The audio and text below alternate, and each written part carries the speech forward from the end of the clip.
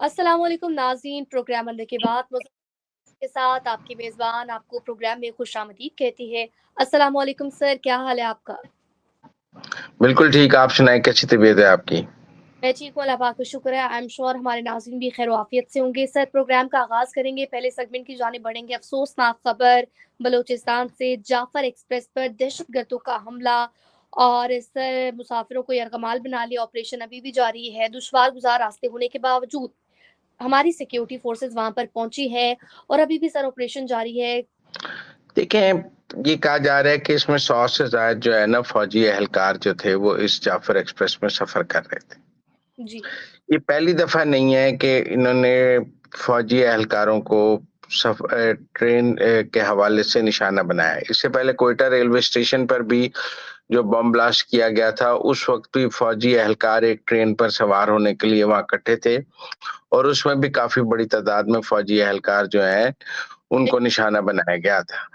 आज भी इस ट्रेन में फौजी एहलकार सफ़र कर रहे थे, 100 से ज़्यादा, तो इस ट्रेन को निशाना बनाया गया है। लेकिन इसके साथ उनके पास कोई 300-400 के करीब औरतें और बच्चे भी तो यरगमाल हैं, सिर्फ फौजी तो नहीं सफ़र कर रहे थे।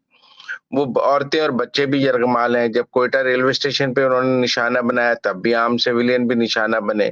तो सिविलियन कैजुअलिटी को आप नज़रअंदाज तो नहीं कर सकते। और फिर किसी भी तरह फौजियों को निशाना बनाना भी हम जायज़ करार नहीं दे सकते, कितना भी किया जाए। तो मेरे ख्याल में जो आज की ज़िम्मेदारी तो मजीद ब्रिगेड ने कबूल की है और मैं देख रहा था कि उनके जो दहशतगर्दों के तर्जुमान हैं, वो इंडियन मीडिया टीवी पर आकर गुफ्तगू कर रहे थे। बहुत से ऐसे बीएलए के और मजीद ब्रिगेड के तर्जुमान खुद साख्ता वो इंडियन टीवीज़ पर जाकर टॉक शोज़ में बैठे हुए हैं, बीपर दे रहे हैं और लम्हा ब लम्हा कवरेज कर रहे हैं। वो कहाँ से जॉइन कर रहे हैं, कोई दुबई से जॉइन कर रहा है, कोई काबुल से जॉइन कर रहा है, कोई ईरान से कर रहा है या कहाँ से कर रहा है, ये तो अब देखने वाली बात है। हमारे सिक्योरिटी इदारों की ये इत्तला है कि पीछे अफ़गानिस्तान में मास्टरमाइंड बैठा है जिससे वो राब्ते में है। लेकिन बहरहाल मैं आपको कहूँ कि मैं तो इसको देखता हूँ कि एक एंड लाइन मतलब इंतहा हो गई आज ना। इसके बाद तो जो भी रियासत एक्शन लेना चाहती है उसको ले लेना चाहिए।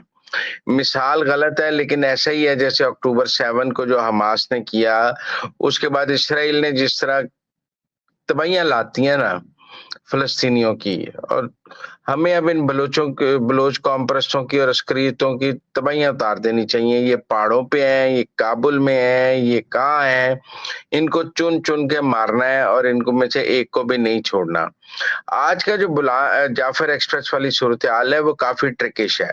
अब जब मैं और आप बात कर रहे हैं तो वहाँ रात हो गई है, वहाँ बिल्कुल अंधेरा हो गया है। दहशतगर्दों की कोशिश है कि वो रात में कुछ यरगमाली लेकर निकल जाएँ और सिक्योरिटी फोर्सेस ने उनको चारों तरफ से घेरा हुआ है।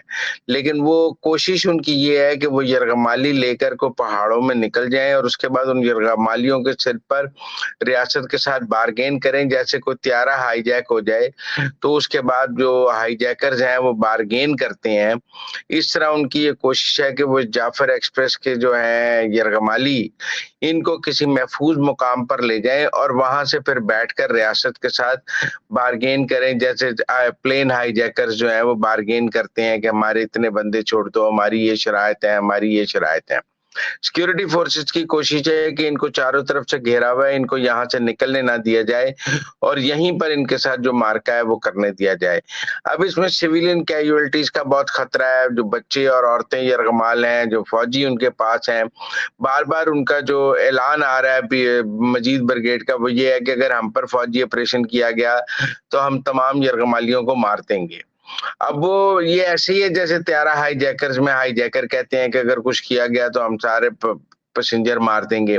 सेम सिचुएशन है। प्लेन हाईजैकिंग के बाद आप इसको ट्रेन हाईजैकिंग कह सकते हैं कि जैसे हमने पूरी दुनिया में अक्सर प्लेन हाईजैकिंग देखी है कि जहाज हाईजैक कर लिया जाता है और पैसेंजर्स को हॉस्टेज बना लिया जाता है। वैसे एक ट्रेन हाईजैक हो गई है और उन्होंने उसके पैसेंजर्स को हॉस्टेज बना लिया है। जब प्लेन हाईजैक हो जाता है तो वो उड़ सकता है तो वो दूसरे मुल्क चला जाता है, किसी किसी एयरपोर्ट पे लैंड कर लेता है, लेकिन ये ट्रेन है ये उड़ के दूसरे मुल्क तो जा नहीं सकती। ये एक सुनसान इलाके में खड़ी है और ना वहाँ से आगे जा सकती है, ना पीछे जा सकती है।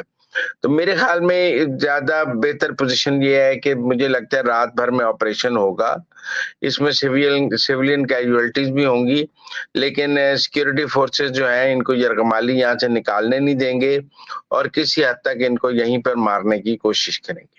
سر یہاں پر میں آپ سے ایک سوال کرنا چاہوں گی، اہم سوال ہے کہ جس طرح سے 100 سیکیورٹی اہلکار ٹرین پر موجود تھے تو یہ بات دہشت گردوں تک کیسے پہنچی، اور یہ جو دہشت گرد ہیں جس طرح کے انڈیا جشن منا رہا ہے اس وقت ٹی وی پر، سوشل میڈیا پر، انڈین ٹی وی چینل کو دیکھیں ہم، تو سر یہ جو بیرونی آقاؤں سے بی ایل اے رابطے میں ہے تو یہ تو ہماری سالمیت پر کھلم کھلا حملہ ہے، تو اس متعلق اب ہمیں ہر فورم پر آواز اٹھانی چاہیے، حکومت کو کیا موقف اپنانا چاہیے کہ جو عالمی برادری ہے وہ بھی اس چیز کا نوٹس لے؟ دیکھیں، ایک تو ٹرین اسٹیشن پہ فوجی کھڑے ہوں گے، وہ سویلین، ان فوجیوں کے اپنا ایک سامان ہوتا ہے، فوجی اپنے حلیے سے بھی پہچانے جاتے ہیں، تو کسی ٹرین میں 100 فوجی سوار ہو رہے ہوں تو یہ کوئی خفیہ بات تو ہو نہیں سکتی کہ پتہ نہ لگے کہ 100 فوجی سوار ہو رہے ہیں۔ اور فوجی زیادہ تر ٹرین کو یوز کرتے ہیں کیونکہ یہ سستا آمد و رفت کا سلسلہ ہے، جہاز تو ان کو بہت مہنگے پڑتے ہیں۔ عام فوجی اہلکار جو فوجی لانس نائک، میں کمیشنڈ آفیسرز کی بات نہیں کر رہا، عام فوجی کی بات کر رہا ہوں۔ تو یہ کہنا کہ جی ان کو کیسے پتہ لگا کہ 100 فوجی اس ٹرین میں ہیں، یہ کوئی ایسی بڑی بات نہیں ہے، فوجی سفر کرتے ہیں تو پتہ لگ ہی جاتا ہے۔ اب جہاں تک یہ ہے کہ انٹرنیشنل میڈیا اس کو آج دکھا رہا ہے، اور یقیناً سینٹیمنٹ جو ہے انڈیا کے علاوہ باقی دنیا کا سینٹیمنٹ پاکستان کے ساتھ ہوگا، اور اس ٹیررزم کو کوئی سپورٹ نہیں کر سکے گا۔ لیکن بہرحال یہ ایک گریٹ گیم ہے بلوچستان کی، اور اس میں بہت ساری عالمی قوتیں ملوث ہیں، اور اس میں رو بھی ہے، اس میں اور ہمارے کچھ دوست نما ممالک بھی ہیں جو نہیں چاہتے کہ بلوچستان میں گوادر آپریٹو ہو، بلوچستان میں سی پیک چل سکے، تو یہ اس گریٹ گیم کا حصہ ہے۔ لیکن بہرحال ہم یہ لڑائی لڑ رہے ہیں اور پاکستان فوج کو یہ لڑائی لڑنی ہوگی، اور میرے خیال میں بلوچستان میں فوج کی پریزنس بڑھانی ہوگی، بلوچستان میں جو ہمارا بڑا اسلحہ ہے وہ پہنچانا ہوگا، جدید اسلحہ پہنچانا ہوگا، اور بلوچستان کے ایک ایک پہاڑ کو کلیئر کرنا ہوگا۔ سر آگے بڑھیں گے، اب بات کریں گے اڈیالہ جیل کو لے کر، تو ہم نے دیکھا کہ آج بانی پی ٹی آئی کی علیمہ خان اور جو وکلا ہیں پی ٹی آئی کے، ان کے درمیان تلخ کلامی ہوئی ہے۔ پھر ہم نے یہ بھی دیکھا کہ جو نعیم حیدر پنجوتا صاحب ہیں انہوں نے بانی پی ٹی آئی کو علیمہ خان کی شکایت کی، پھر انہوں نے بعد میں میڈیا سے باہر آ کر گفتگو کرتے ہوئے کہا کہ خان صاحب نے ان کی تلخ کلامی سخت زبان کا نوٹس لے لیا ہے، تو یہ کیا معاملہ ہے، اس کو ذرا ڈسکرائب کیجیے گا ہمارے ناظرین کے لیے۔ نعیم پنجوتا کو نا بشرا بی بی نے اپنا جو ہے وہ ترجمان بنایا تھا مشال یوسف زئی کو ہٹا کر، اور نعیم پنجوتا کے اوپر بشرا بی بی کا ہاتھ ہے، اور علیمہ خان اور بشرا بی بی کی لڑائی ہے۔ تو ٹیکنیکلی جب علیمہ خان نعیم پنجوتا کی بےزتی کر رہی ہیں تو وہ دراصل بشرا بی بی کی بےزتی کر رہی ہیں، اور بشرا بی بی کے بندے کی بےزتی کر رہی ہیں۔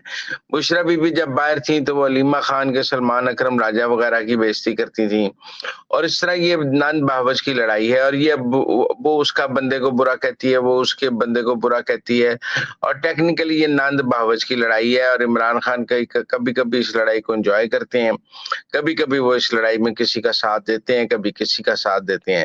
لیکن نعیم پنجوتا کے آج ساتھ جو ہوا ہے وہ ٹیکنیکلی بشرا بی بی کے وہ چونکہ قریبی سمجھا جاتے ہیں، اور بشرا بی بی نے انہیں نامینیٹ کیا ہوا ہے، اس لیے علیمہ نے ان کو ڈانٹا ہے۔